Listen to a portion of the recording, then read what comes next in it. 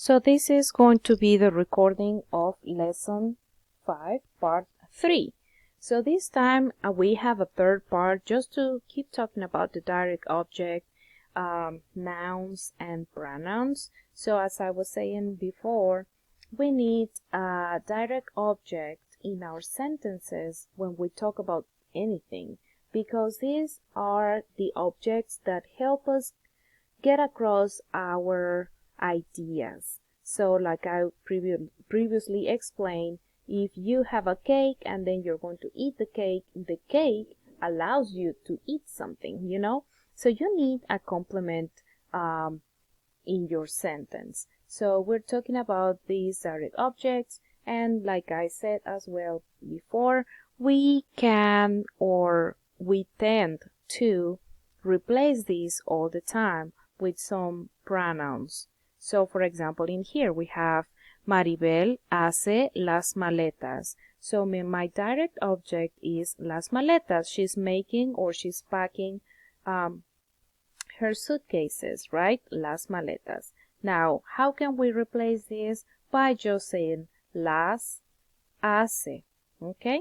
We don't have to keep repeating the same all over again. So like in English, we use it for a lot of things, or to replace a lot of items. Like I'm eating the cake, I'm eating it. I'm drinking the coffee, I'm drinking it. I'm preparing the eggs, I'm preparing them. Okay, so we have different nouns that help us replace these items. Felipe compra el sombrero. We have another in here. Felipe lo compra. Vicky tiene la llave. Vicky la tiene. The difference here is that in English we would say Maribel has it. Vicky has it. Talking about the key. Maribel packs them. Okay, so that would go after, but in Spanish the pronoun goes before the verb. Let's talk about the pronouns we're going to use, okay? So in this side, we have the singulars, me. So in this case, for example, my sister is talking to me, so I'm using me. The pronunciation is not me, though. Me, te, lo, la, nos, os, los, and las, okay? So that's why we were using las with suitcases. Las will replace them, those suitcases, okay? We have some examples in here. Miguel no me perdona. Miguel doesn't forgive me. What did I say? What did I do? He's mad at me. He doesn't forgive me. No tenemos tablas de windsurf. El botones las puede conseguir para ustedes. So we don't have windsurf accessories, but we can find them for you. Okay, so we have las tablas in here, and we're going to replace that with las puede conseguir. Okay, so whenever we have a direct object noun in Spanish, who is a person or a pet, we are going to add the word a. This is called the personal a. There is no English equivalent for this construction, so this is something you have to keep in mind, and we have two examples here. Mariela mira a Carlos. Mariela is watching Carlos. Whenever, remember, this is a person or a pet, we are going to use a. So, for example, if I'm hugging my brother, yo abrazo a mi hermano. Okay, I'm hugging my brother. We don't have this structure or this piece of the structure in English, so you have to keep in mind that we have it in Spanish.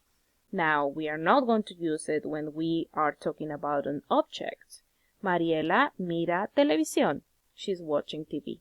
We don't need to use the personal a. In affirmative sentences, direct object pronouns generally appear before the conjugated verb, like I mentioned before. In negative sentence, however, the pronoun is placed between the word no and the verb. Okay? Adela practica el tenis. Adela lo practica. We're replacing el tenis with lo.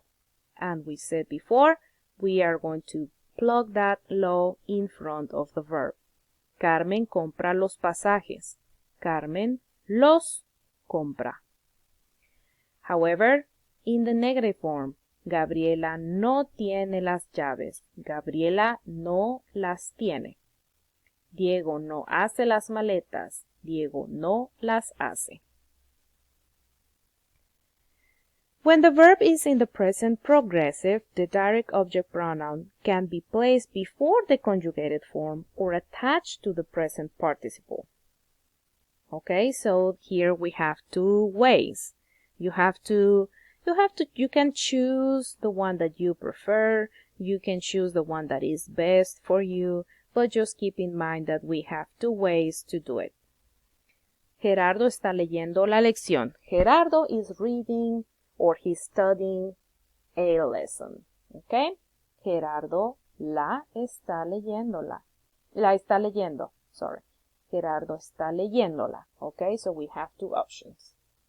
Gerardo is reading it. Gerardo is studying it. Okay? So maybe this will make a little bit more sense to you since it would be a little bit more similar to what we do in English, saying it at the end. Tony está mirando el partido. Tony lo está mirando. Tony está mirándolo. I hope that this doesn't get you more confused, but just think of la or el as it, okay? Now, obviously, we have a form for feminine and a form for masculine in Spanish, but if you want to just think about how you would use this in English, it would be by replacing it, or replacing an item with the word it, okay? So maybe it's going to be easier for you just to plug it in at the end, like in here. Gerardo is studying it, and Tony is watching it, okay? Now just remember, we have to make the difference of the gender and the number. So let's just go quickly to the pronouns again. Me, te, lo, la, nos, os, los, las. Okay?